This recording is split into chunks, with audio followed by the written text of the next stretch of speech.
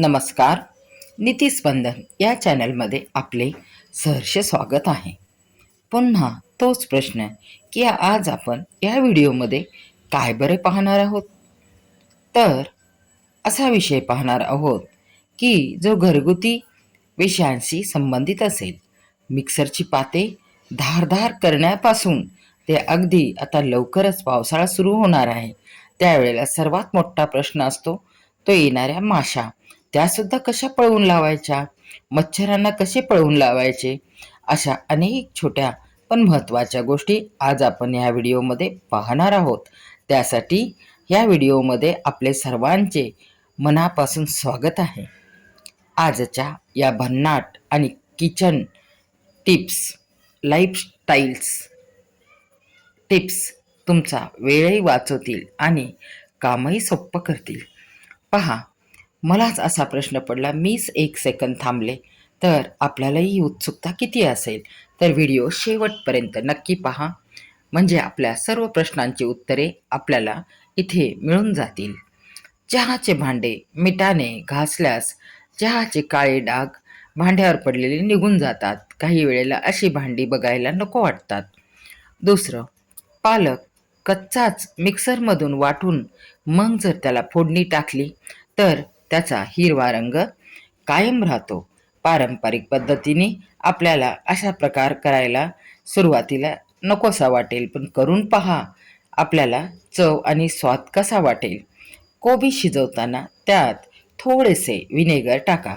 कोबीचा जो शुभ्र पांढरा रंग असतो तो अगदी व्यवस्थित राहतो. तसेच थोडेसे मीठ टाकल्याने त्यातील असणारे जंतू, कीटक यांचाही नाश होतो आणि ते पाणी बदलून नंतर भाजीमध्ये कोबी वापरावी. तुरीच्या डाळीत 1 चिमूटभर मीठ, थोडेसे हळद व थोडीसे तेल, हिंग टाका आणि मग डाळ शिजवा. डाळ तर मऊ शिजतेच, पण तिचा स्वाद देखील इतका सुंदर येतो की त्याचे वरण अथवा आमटी दोन्हीही केल्यावर आपल्याला मनसोक्त जेवणाचा आनंद मिळतो. पावसाळ्यात माशा फार त्रास देतात, तेव्हा लोखंडाचा तुकडा गरम करून त्यावर कापराच्या 2 वड्या, बघा, कापराच्या 2 वड्या टाकाव्यात. माशा येणार नाहीत आणि तिथला तो धूर हे सर्व वातावरण पवित्र देखील करेल. लसूण किंचित गरम करा. सालीसहित गरम केला तरी चालतो. साल लवकर निघते आणि साल काढण्यासाठीच आपण हा प्रयत्न खटाटोप करत असतो. हिरवी मिरची जास्त दिवस टिकवण्यासाठी हिरव्या मिरचीची जी देठं असतात ती काढून मगच साठवणीच्यासाठी ठिकाणी ठेवा. मग ती तुम्ही एखाद्या प्लास्टिक पिशवीमध्ये किंवा एअरटाईट डब्यामध्ये देखील ठेवू शकता. लाडू, वड्या करताना पाकात पाण्याऐवजी थोडेसे दूध टाकावे. शक्य असल्यास मिल्क पावडर देखील टाकावी. यामुळे वडी किंवा लाडू यांना खव्यासारखी सुंदर, स्वादिष्ट अशी गोड चव येते. वड्या करताना जर समजा पीठ सैलसर झाले तर त्यात थोडे मिल्क पावडर व पिठी साखर घालून वड्या पुन्हा थापा. म्हणजे काय होईल तर त्या वड्यांना घट्टपणा येईल. करंजी, शंकरपाळी, चिरोटे या पदार्थांसाठी शक्यतो तुपाचे मोहन आपण वापरावे.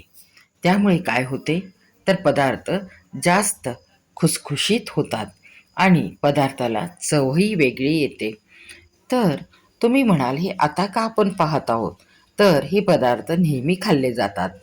अनारसा तुपात टाकल्यावर विरघळल्या तर मिश्रणात थोडासा तांदळाच्या पिठाचा समावेश करावा.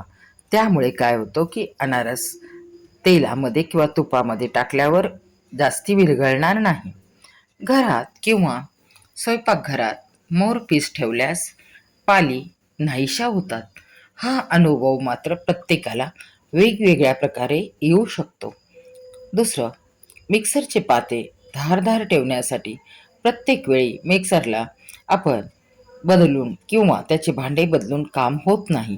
म्हणून महिन्यातून एकदा तरी साधे मीठ त्यामध्ये दळावे. त्यामुळे मिक्सरच्या पात्यांना एक वेगळीच धार प्राप्त होते. कांदे, बटाटे शक्यतो तरी एकत्र यांची साठवण करू नका. जास्त काळ ते चांगले राहत नाहीत. दोन्हींचा साठवण वेगवेगळ्या प्रकारे वेगवेगळ्या ठिकाणी केली तर दोन्ही सुंदररित्या जास्ती दिवस टिकतात. सब्जा बी रात्री पाण्यात भिजवा. सकाळी खडीसाखर घालून उपाशीपोटी प्या. ह्यामुळे उष्णता झटपट कमी होते. शरीरातील उष्णतेचा त्रास कमी होतो. सब्जा 4-5 तास भिजवला तरी चालते. हातापायांची होणारी जळजळ कमी करण्यासाठी आपण रोज रात्री हात व पाय यांच्या तळव्यांना, पायाला हाताच्या तळव्यांना तेल लावून काशाच्या वाटीने चोळावे.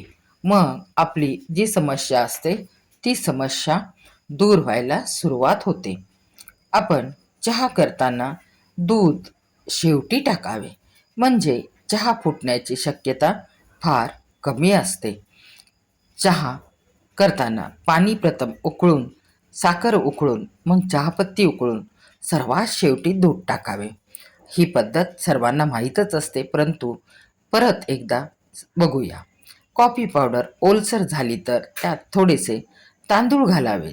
तांदूळ ओलावा शोषून घेतात, त्यामुळे कॉफी पावडर कोरडी ताजी राहते. परंतु ही कॉफी तुम्हाला उपवासाला वापरता येत नाही, कारण त्यामध्ये तांदूळ आपण टाकलेले असतात. फळे कापल्यानंतर ती फळे काळी पडू नयेत. कधी कधी पहा, सफरचंद कापून ठेवल्यावर काळसरपणा निर्माण होतो, म्हणून त्यावर थोडासा लिंबू रस आपण लावावा. कापतानाच सुरीला थोडासा लिंबू रस लावून आपण कापले तर आपल्याला अनुभव चांगला येईल. इडली पांढरी शुभ्र होण्यासाठी पीठ जास्ती आंबवू नका. असं एकदा इडली पीठ करून बघा, आपल्याला अनुभव वेगळा येईल. ह्या होत्या आजच्या काही सोप्या आणि उपयुक्त टिप्स. आशा आहे की या टिप्स तुम्हाला तुमच्या रोजच्या दैनंदिन जीवनात, कामात, स्वयंपाकघरात नक्कीच मदत करतील. चॅनलवरती नवीन असाल तर नीतिस्पंदनला नक्की सबस्क्राईब करा आणि हो, बेल आयकॉन दाबायला विसरू नका. अशाच अनेक नवनवीन टिप्स घेऊन आपण पुन्हा भेटूया पुढच्या व्हिडिओत. तोपर्यंत नमस्कार. स्वस्थ रहा, मस्त रहा, सुखी जीवनाचा आनंद घ्या. धन्यवाद.